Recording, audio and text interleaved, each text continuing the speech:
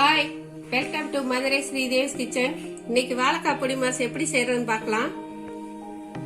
வாழைக்காயை cut பண்ணி தண்ணியில போட்டுக்கோங்க. மஞ்சத்தூள் 1/2 ஸ்பூன் சேர்த்துக்கோங்க. உப்பு கொஞ்சம் போட்டுக்கோங்க. 5 நிமிஷம் மூடி போட்டு வேக வச்சுக்கோங்க. 5 நிமிஷம் ஆயிடுச்சு.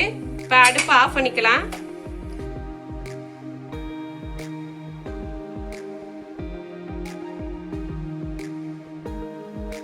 இதுக்கு இப்ப தேவையான அளவு உப்பு சேர்த்து நல்லா இந்த மாதிரி கலந்து வச்சுக்கோங்க. அடுப்புல பேன் வச்சு 2 ஸ்பூன் ஆயில் விட்டுக்கிறேன்.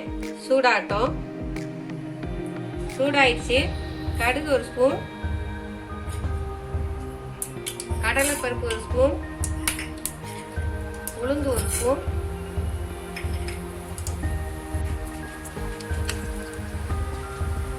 கடல் 1, ஒரு வெங்காய பொடியா நறுக்கினது,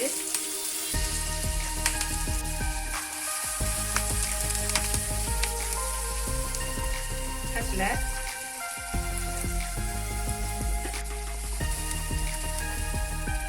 பெருங்காயம் 1/2 ஸ்பூன்,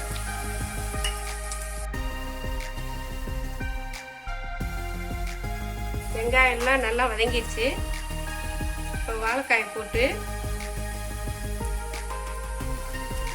நல்லா மிக்ஸ் பண்ணிக்கோங்க.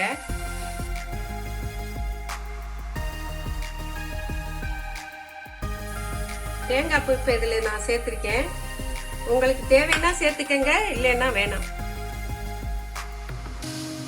வாழைக்காய் பொடி மாஸ் ரெடி ஆயிடுச்சு. இப்போ அடுப்பை ஆஃப் பண்ணிக்கிறேன்.